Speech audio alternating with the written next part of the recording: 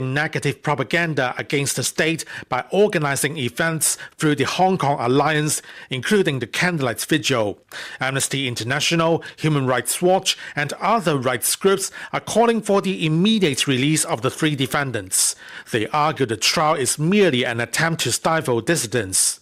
China's National Security Agency in Hong Kong had previously called the alliance a toxic tumor and praised the city's heavy-handed crackdown. Recapping on your top stories, Ugandan police have detained a legislator and senior official of the country's biggest opposition party for his alleged role in election-related violence, in which at least 7 people have been killed. For any news stories you'd like to share with us, please send us an email to newsroom@channelafrica.co.za or call us at +27 11 714 4459. Channel Africa News, I'm Onelin Nzinzi. SABC News. The African Perspective. And coming up, your sports news this hour will get more reactions on FIFA opening offices in South Africa, while Liverpool top English club in Deloitte's Money League. Details coming up at 4:30. Connecting Africa to the world. Africa in Business with Tami Ngubeni brings you the latest insights on Africa's economy. It has gone exactly 6 minutes after 4 p.m. A very good afternoon to you, Africa. Welcome to the Thursday edition of Africa in Business. Quite a lot that we'll be looking into this afternoon, including the reasons why China, in a period of around 10 years, in a decade's worth of time, their investment into the African continent has literally dropped to a drop in the bucket. 10 years ago, it was sitting at almost $30 billion. That's $28.8 billion. Last year, around 2024, it was sitting at just over $2 billion. And the question is why? Has there been a refocus as far as China is concerned? And what is the trade relationship that exists between the 2 continents, between China and Africa? We'll be taking a look at that as China shifts its African investment strategy. We'll find out the reasons why as well. And also a policy that really made its way around the world as far as Africa is concerned, in South Africa to be more specific. And this is the Black Economic Empowerment Policy, originally introduced post-1994 in quote-unquote new South Africa, post-apartheid South Africa, in order to redress the imbalances of the past. But is this policy achieving what it was meant to achieve? Or has it just caused greater rifts between the haves and the have-nots? Join us for that conversation this afternoon. Welcome to it. As the sun rises on 2026, Channel Africa celebrates with you. This year, may prosperity flow like water. May unity strengthen our nations.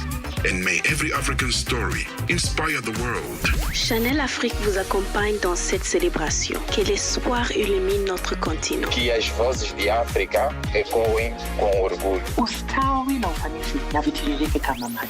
From all of us at Channel Africa, we wish you and yours a joyful, successful, and prosperous 2026. Channel Africa, the African perspective. Stay ahead with Africa in Business, where Tami Ngubeni unpacks your go-to source for Africa's economic trends and development. It is exactly 8 minutes after 4 p.m. Central African time.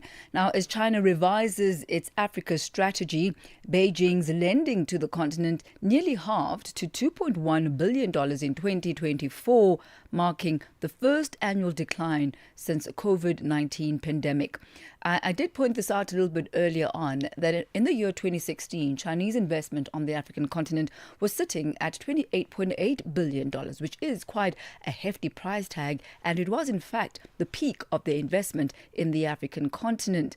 So this does, however, underscore a shift away from large-scale infrastructure projects. Initially, China was investing in railways and roads, but towards a move now, they've taken towards smaller and more commercially viable investments. Analysts are saying that the change reflects lessons from losses on earlier loans, and this is particularly after the pandemic-related economic pressures that pushed countries like Zambia, Ghana, and Ethiopia into default.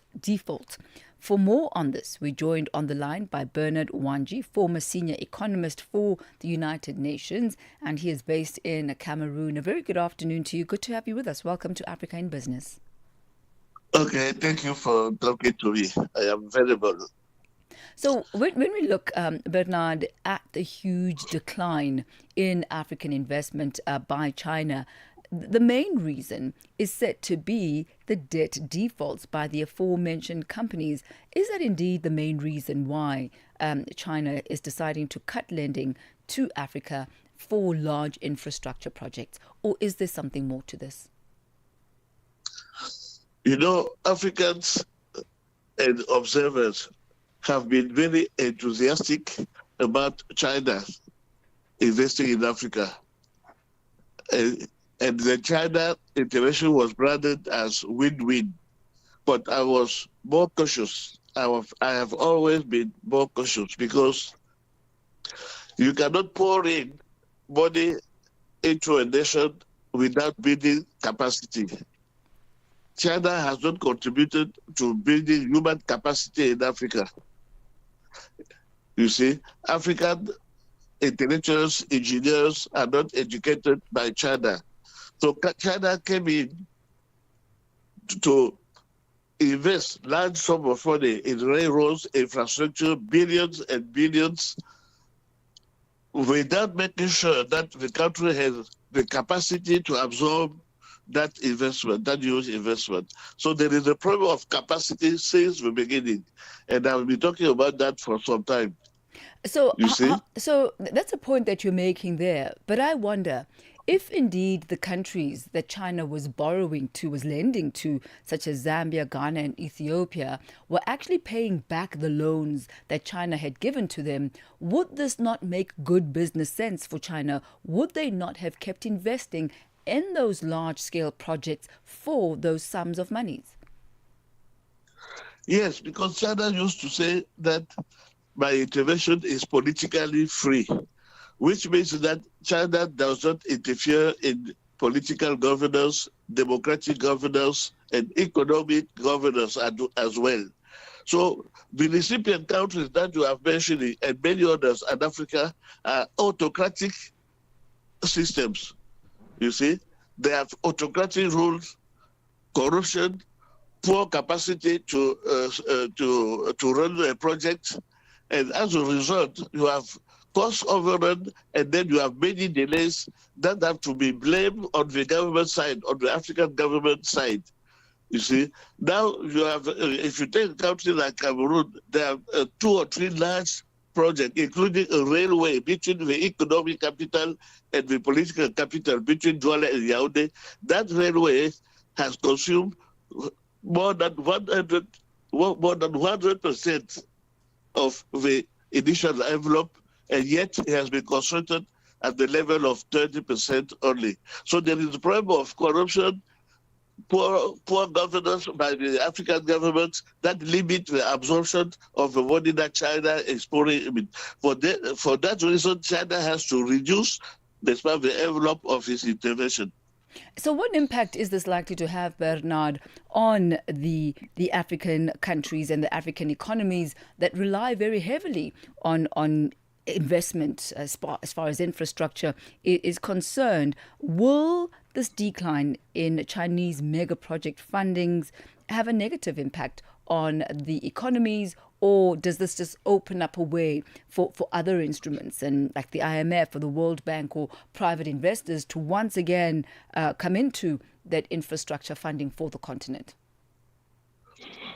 Yes, the China's strategy was meant to be very simple. Oils and minerals against infrastructure. They build the same infrastructure, they come in the same infrastructure in every country, and then they take the mineral to repay. When I'm talking about poor economic governance, many of these Africans, when they sign the contract for the loan to repay infrastructure by delivering minerals, they are not aware that there is that all world market for minerals are subject to high volatility.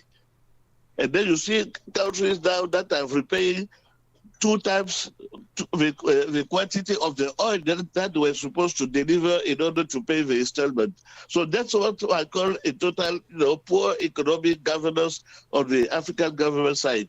Now, China may now reduce its intervention in volume and possibly now seek to accompany countries by coming in with projects that can generate income, because infrastructure alone do not generate income. So maybe China is now trying to come back with a project that can generate income, really generate income, really create employment, so that it could be a win-win in the future. But in the past, it has not been a win-win.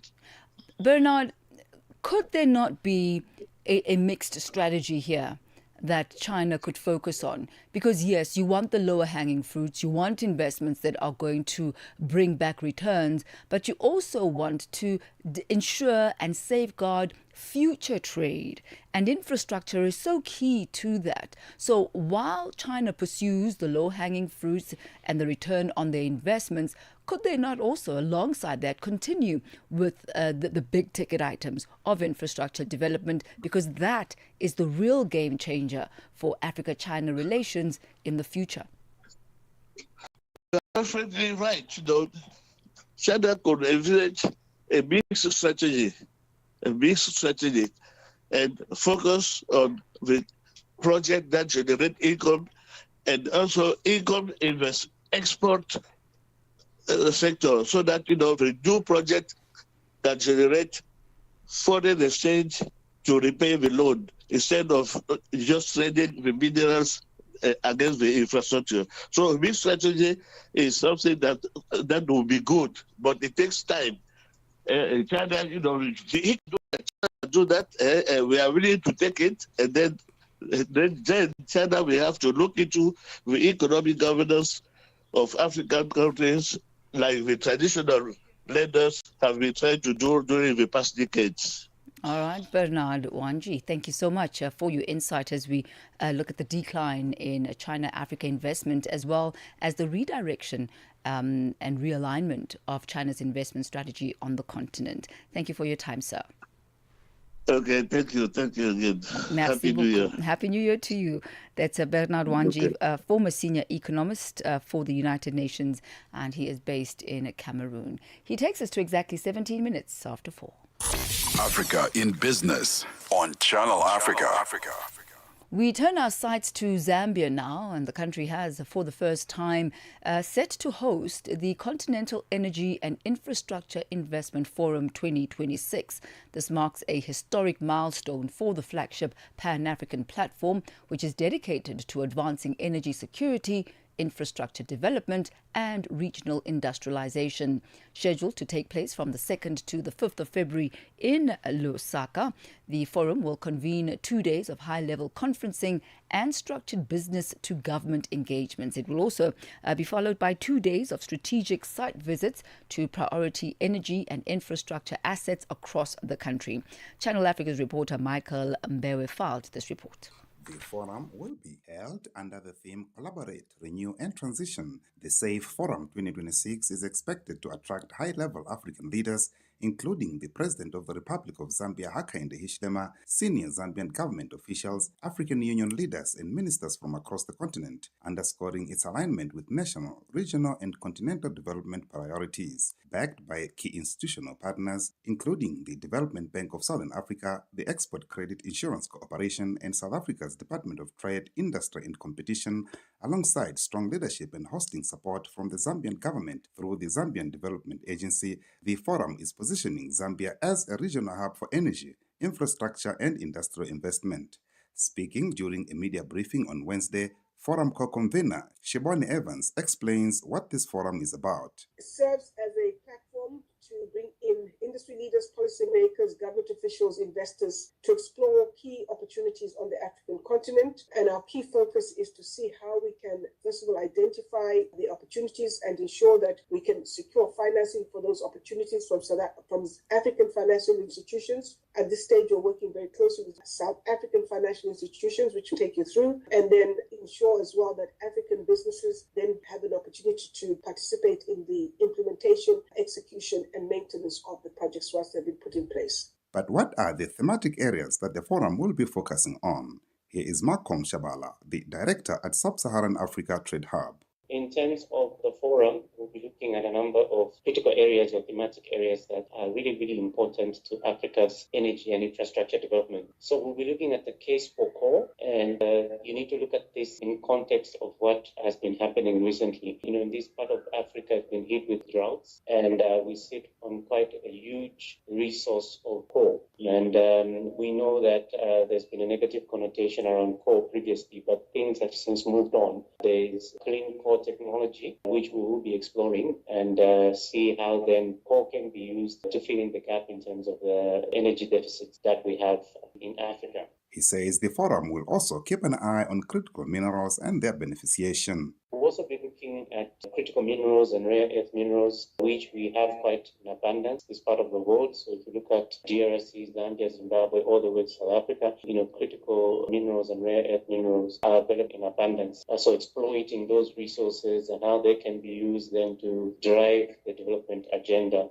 for Africa is one of the areas that we'll be looking at. Another key issue to be discussed is nuclear energy, with a focus on its potential role in addressing Africa's persistent power deficits. We'll also be looking at the case for nuclear. This again is an area which in Africa we haven't paid much attention to, but there is case studies, there's actual cases of coal being nuclear energy being implemented in South Africa, and lessons can be learned across Africa in terms of how we can then use nuclear, which can easily close the energy deficit that we have given the energy that can be generated from nuclear. That's Channel Africa's reporter Michael Mbewe. He takes us to 21 minutes after 4. Africa in Business. Africa in Business delivers key insights and real-time updates on Africa's growing markets with Tamen Gubeni. The African Perspective on Channel Africa. Channel Africa. So we're turning our focus now to the Black Economic Empowerment Policy of South Africa. And for this conversation, we'll be talking to Gerard Papenfass, and he is the CEO of the National Employers Association of South Africa. What he says is that this BEE policy is gradually draining the country's resources. Now, you do remember that it was instituted post-apartheid in order to redress the imbalances of the past and ensure that the majority of South Africans who are Black actually get involved in and are included in the economic areas of South Africa as well. But Mr. Papenfass says that what BEE does is it primarily enriches a small elite while causing significant value destruction. According to him, the BEE policy framework has fallen short in promoting entrepreneurship and upskilling large segments of the population. And in addition to that, it limits its impact on the overall economy. He joins us this afternoon from the National Employers Association of South Africa. Gerard Papenfass, welcome. Good to have you with us on Africa in Business. Hello, Tammy. Thank you for your invitation. So what you've done is you've highlighted some of the main structural flaws in the current BEE framework that, in your view, prevent broad-based economic empowerment and actually the benefits that are supposed to be derived from this. Could you highlight those for us? Well, as you said, after apartheid came to an end, something had to be done. And this scheme was introduced, but it became worse as it was progressing. And the aim was to uplift everybody and give those that was excluded in terms of the previous dispensation access to the economy, make them partakers of the economy. Now, this hasn't happened. Well, the point is, and you've said it, those that's now benefiting through the system, and not only benefiting once over and over and over, is few very distinguished people, which has accumulated extraordinary wealth. And 99% and perhaps not that high, but let's say 90% of the population is left behind. So, this need to stop, and a new system need to be developed in which the broader population must get the advantage of. So am I hearing you correctly, Gerard? Are you saying that BEE is still a policy that has merit as far as implementation in South Africa is concerned, with redressing of the past, but just not in its current form? Absolutely. Absolutely. The question is immediately, let's put ourselves back into 1996. The immediate question is the economy is largely in the hands of white people at that stage. What are we going to do? So you have to do something. And you have to introduce a system that has that benefit the most people possible, with lasting impact, and it must be sustainable. Now, what happened is that there was a quick fix model introduced that people said, I want to get rich. What other people built over years, I want to do in a short time.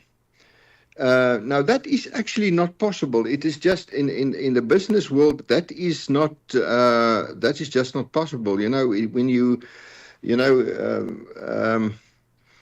money goes away very quickly if you don't understand it, and you don't know how to make it, and you don't know how to manage it.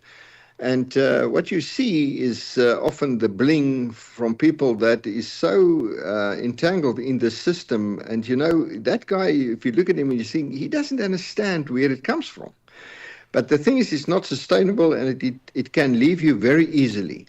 And it will, because the country is bankrupting. This is bankrupting the country. And I'd like to go into that a moment, if I may. Yeah. You talk a lot about this concentration of wealth among the elites. What impact does that have on, first of all, social inequality and economic inclusivity in South Africa? Well, it is increased inequality. There's a very large portion of the population, very, very large portion of the population that's excluded. Now that holds huge socioeconomic risks. It's not sustainable. When you have an unemployment rate of almost half the population, how do you feed them, and with what money? So we're heading for a train crash here. So we have to change that, and the model that needs to come must be a model that add value. Currently, money is circulating. If a government institution or a semi-state institution set out a tender for the purchasing of a particular item, and you can purchase that item from the supplier for 1,000 rand, but when it reach the entity that buys it, the client, that thing goes for 20,000 rand. I'm just playing with figures now. Now the difference, that 19,000 rand, that is bankrupting the country, and that 19,000 is enriching individuals that's making no contribution and adding no value. That is bankrupting the country. That is bankrupted many institutions. That has to stop. You need to add value. Let's do this then, Gerard, as we end our conversation this afternoon, and look at some of the alternative options that you are putting in place. Yeah. We've discussed the overall impact on economic growth, not encouraging entrepreneurship and upskilling, and no transfer of skills, as you've mentioned. But what are the options? Well, this isn't simple. I will be the first one to say, somebody that says there's a simple new model. There will have to be sacrifices made, but there's a few things that need to happen. You cannot reduce the participation of certain people to advance other people. You can't do that, because that's why things go backwards. You mustn't prejudice certain things We must create new things. The new things need to happen in areas where there's needs, because that is a natural business principle. You cannot just operate in an area where there's no need. And Give what's us happening examples. with these things? Give us some practical examples. What areas are you referencing? Well, let me give you an example. So many contracts is engaged in that is artificially created needs, and money is pumped into that. You need to introduce money, pump money or provide money and invest money in areas where there's a need for the upliftment of society in a particular area. Then you must go out in contract. You must do that on the basis of quality of service and price. Now, and there must be no corruption whatsoever. It needs to be clean. Now, certain contracts are artificially created. If you go back to the start of this whole thing, when you look at the weapons scandal, there was no need for that. That was artificially created. If you look at the way Eskom has got into so much trouble, and South Africa suffered so much as a result of this, there was needs created, and those needs weren't serviced in a particular proper way. It has cost us billions, and we still struggle. So let me ask you this. I hear your argument around that. So with the model that you are proposing now, you're saying yes, the finances and the tenders need to go to places where there are legitimate industries that need to be serviced, and that the best let the best business person win, let the best tender win, is what you're saying. But we also cannot turn a blind eye to the fact that because there is a deficit of skills and infrastructure within the black community, those black businesses will still need to be capacitated in order to be able to compete with traditionally white businesses. Are you then advocating, or are you open to government then assisting those black businesses that they too may stand a chance at bidding for those contracts on equal ground? I am in favor of that, and that's what I said. Something needs to be done. But what has happened in the current system? People were advantaged, a privileged small group, and we did not get anything in return for that. That is the problem. That's where the problem lies. Not let's build something in for somebody to bid on equal level. But this is not what happened. All right, we'll have to leave it at that, Mr. Papenfast. We thank you so much for your insight and breaking down the BEE policy. Thank you for your time, sir. Thank you for calling me, and thank you for the opportunity. It's been great. Thank you so much. He's the CEO of the National Employers Association of South Africa, Gerard Papenfast. And certainly this debate around black economic empowerment, is it working? How should it be adjusted? What impact does it have on, the average black man on the street, on the economics of the country? All of that remains under discussion and evaluation as the country continues to rebuild itself 30 years down the line.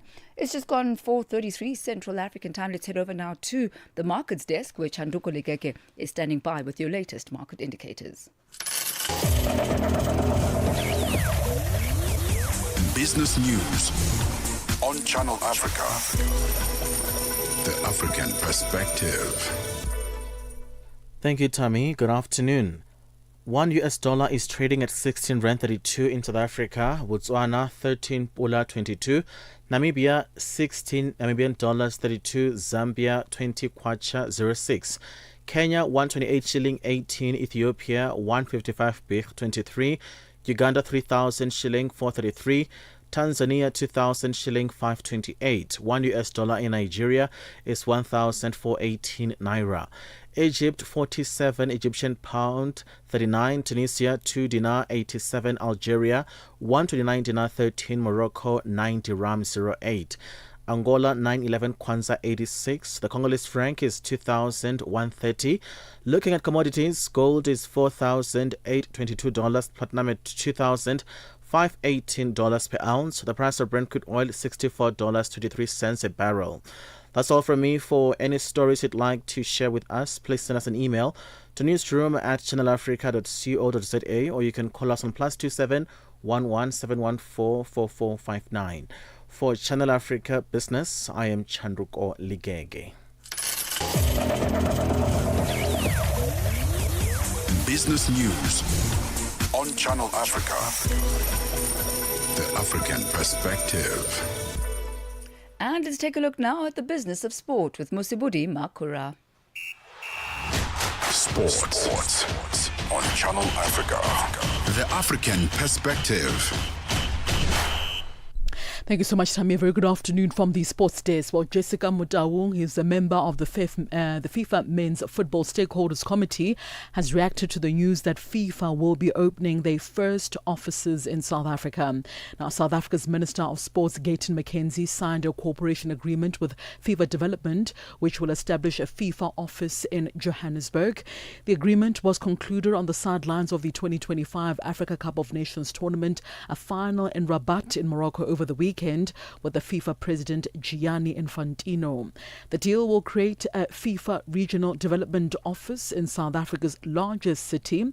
Mutawung, who's also the commercial and brand manager of South Africa's biggest football club, Kaizer Chiefs, speaks about the tourism impact of this agreement. But also in bringing in tourism, bringing in the money, bringing in investment from sponsors. I think collaboration with football and government is very, very key. And I look forward to engaging with you further. And I think for us as ACA, with other governments, to say sport can really change your country and in a big way, particularly if government participates. Onto this now, the inaugural Game Time Africa Summit held over the weekend in Rabat, Morocco, emerged as a defining moment for Africa's sports industry, underscoring the continent's maturation as a global sports market, as well as a burgeoning tech ecosystem. Now, set against the backdrop of the Africa Cup of Nations, the summit convened leaders from public as well as private sectors, investors, innovators, athlete investors, as well as sports entrepreneurs. This convergence of strategic players established a very powerful platform for dialogue, partnership, deal-making and investment, marking a significant step forward for both traditional sports and the rapidly evolving esports, as well as sports tech sectors across Africa.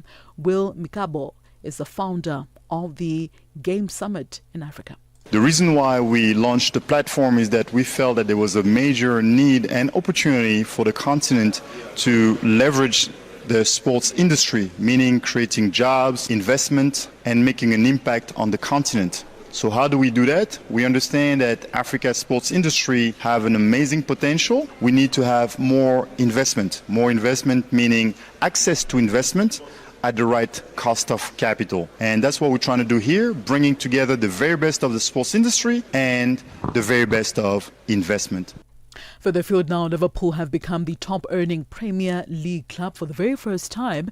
That's according to analysis from financial firm Deloitte.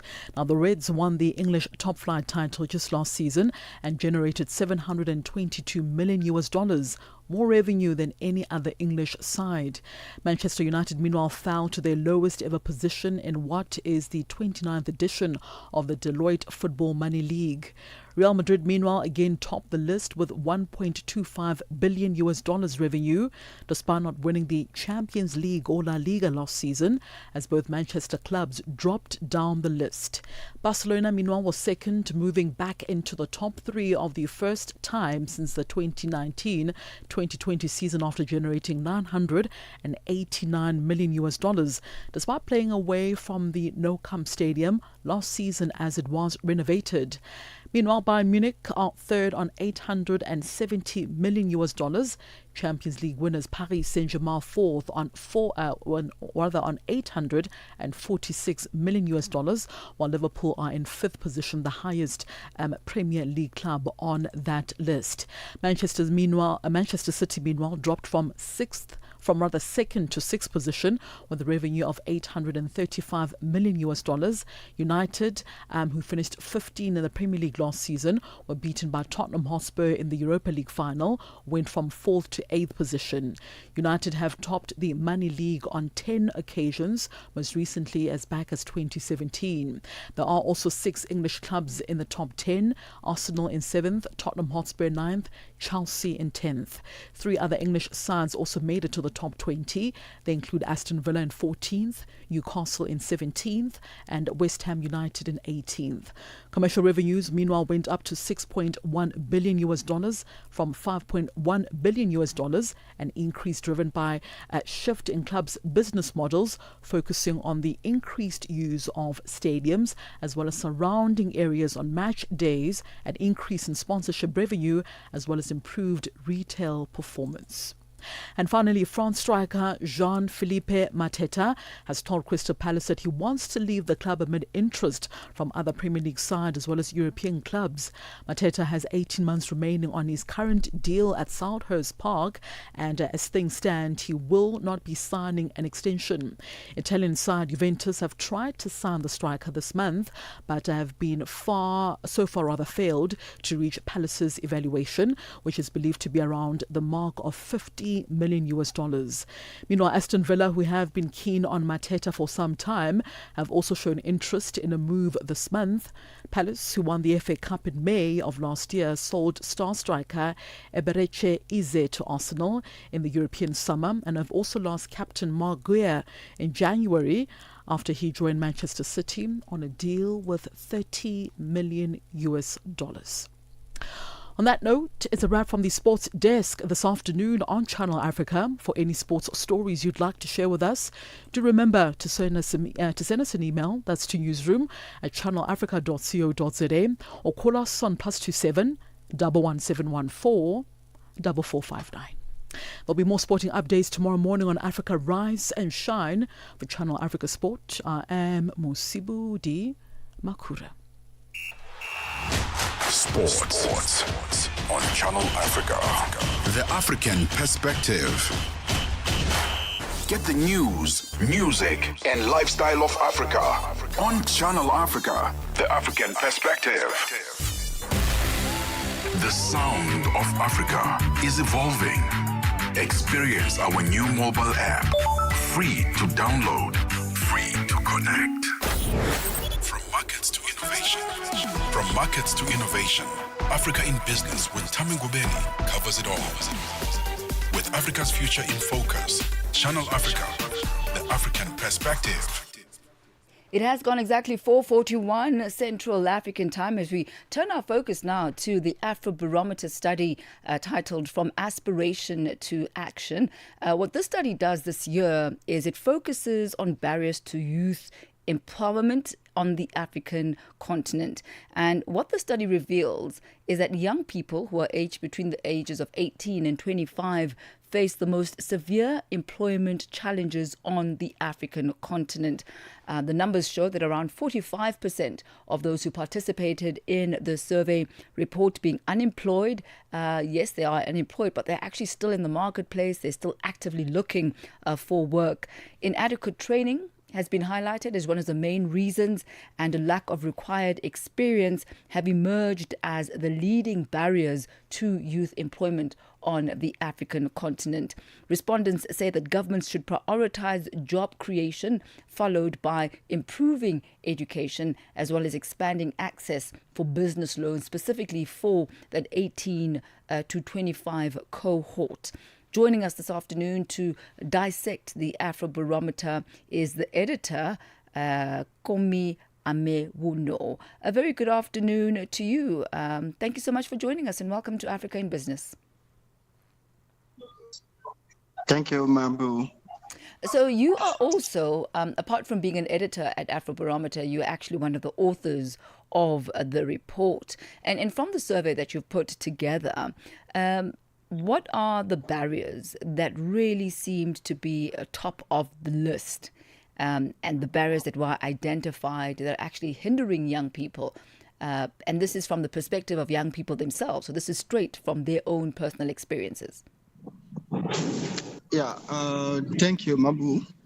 Um, the the barrier to youth empowerment, one of the key conditions we analyze in our study is the employment. We notice that young people are, um, yeah, they enjoy high school study than their elder, but unfortunately, they are the most who are touched by the unemployment. So when we ask them, we see in general the first barrier to youth employment is the lack of adequate training, second by the lack of experience, and the young unwilling to work on certain job. So those three top barrier to youth employment are the same through the ages, the young as the elder, citing those three barrier. Thank you. So in the period that you conducted the study, what did you find? Did you find that youth employment on the continent was getting better, or was it indeed getting worse? Was there a decline? Thank you once again. Specifically, this question is a new one in our around 10 finding. That's the first time we survey on this variable. So for the next round, we will check whether they are changing or not. All right, so this was really the first one, so you can't really compare. But as far as structural issues are concerned, what are the main structural factors that were identified by the young people and even yourselves that are actually keeping young people out from being able to access those decent jobs? Okay, thank you. So let me quickly clarify one thing. When we ask Africans and as well as young people, what is their burning issue in their life, we are surprised that unemployment, as you can imagine, is not the as you cannot imagine is not the first one, but it is among the top three. The first was the health problem, second by unemployment, and the third is education. So this problem, the problem of unemployment, as I stated before, young people think that the lack of training, the inappropriate training are the main factor that hinder them from getting access to decent work. One of the things that you notice, which is also quite interesting, is that even though young people may be educated, they've studied, they've got those degrees, but there seems to be a mismatch between the qualifications that they have and the actual needs of the labor market. Could you talk to us a bit about that? Yeah, that is one of surprising thing we find in our data. We notice that more people are educated, more they are they don't have job. So, but specifically in this report, we didn't go far, but in one of our paper, we want to see how people that are highly educated are most unemployed.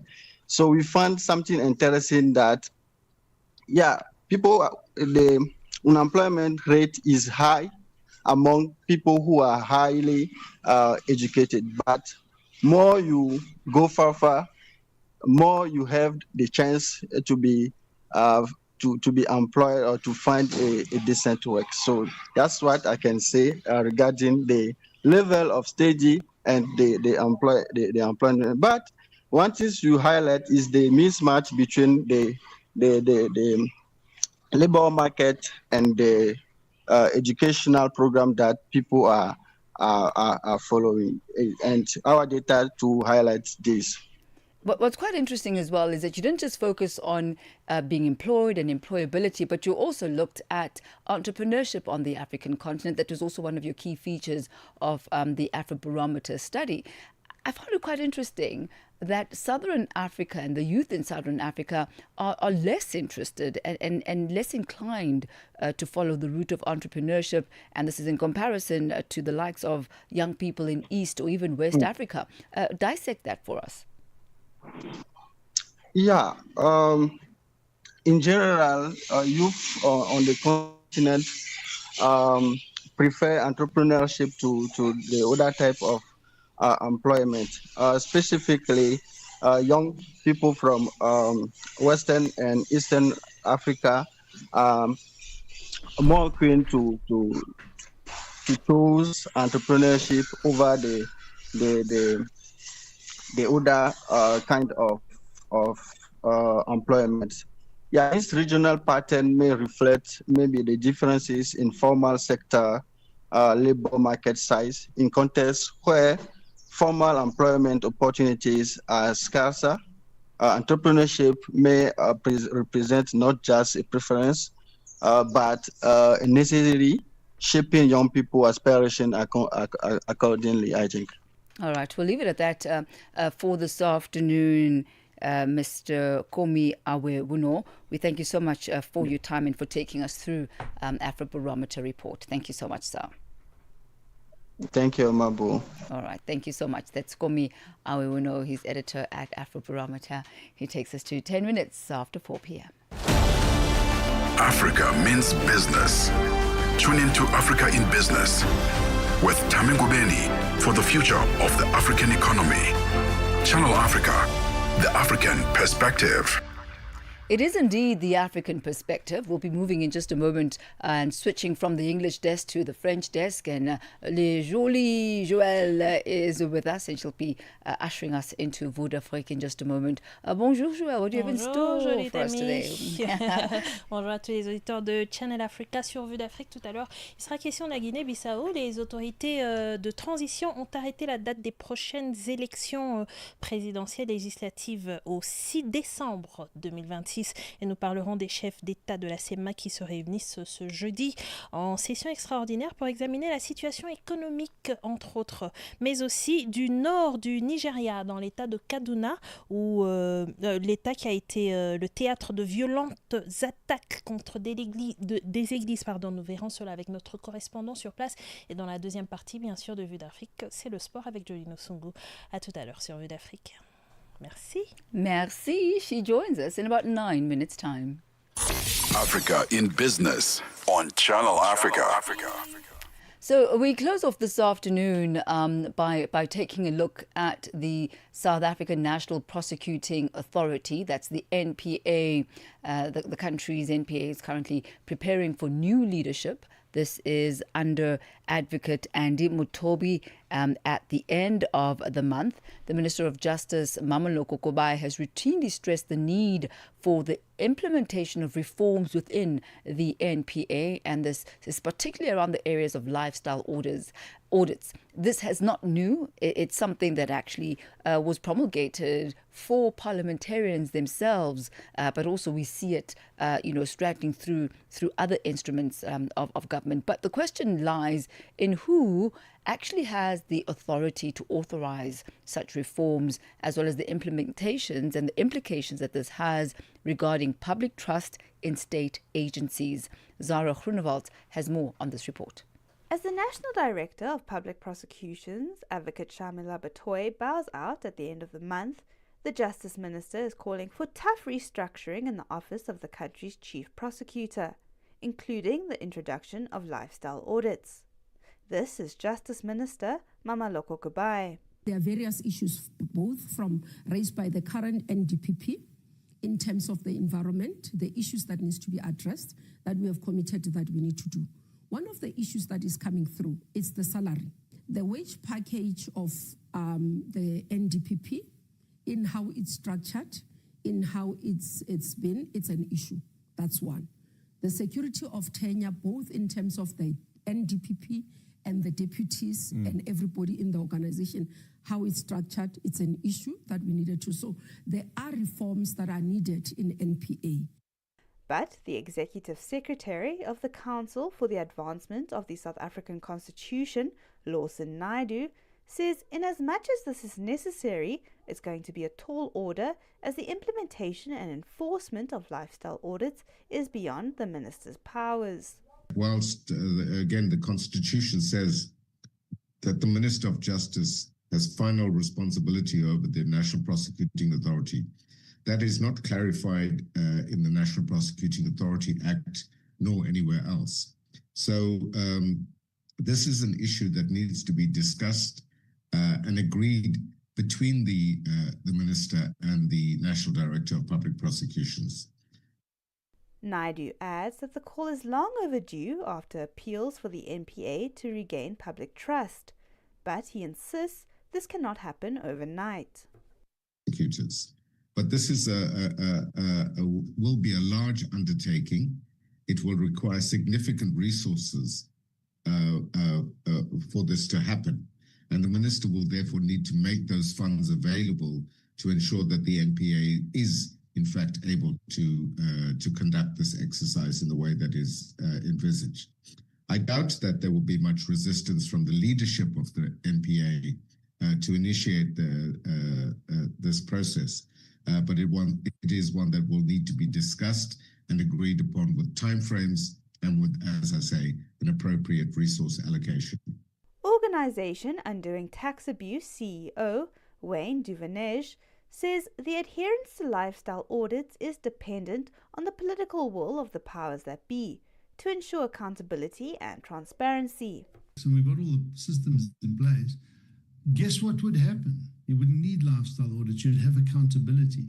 But unfortunately, going down that route doesn't suit many people in positions of high places, right up in senior government levels, because they and their friends and their cronies are connected to the networks that take advantage of weak systems and plunder the finances of this country.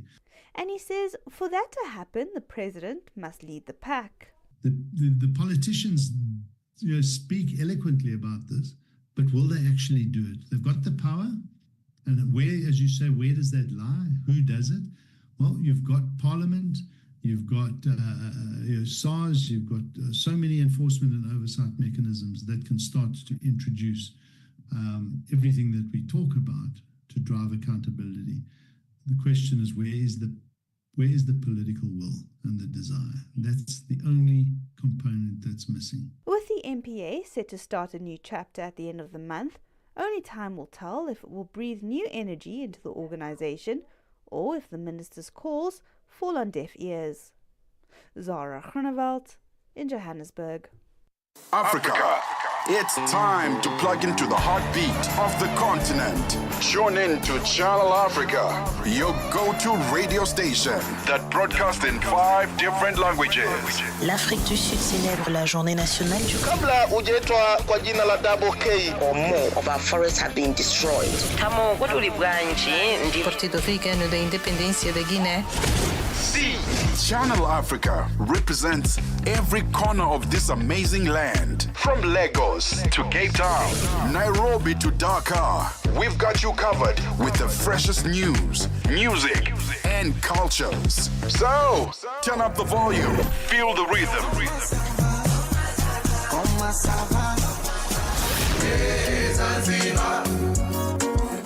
Enjoy the conversation. Channel Africa, the African perspective. Africa in Business on Channel Africa. This is for you, Egypt. It's for you, Tunisia, Eritrea, Côte d'Ivoire, Tanzania. Tunisia. Thank you so much to all of you on the African continent and in the diaspora for joining us for this Thursday edition of Africa in Business, keeping you abreast of all the leading and developing stories, trade relations between various countries within the African continent and beyond. From myself, Tami Ngubeni, and the entire team here at Africa in Business, you have yourselves a splendid day further as we hand the reins over now to the French desk with vous d'Afrique. Au revoir et restez connectés.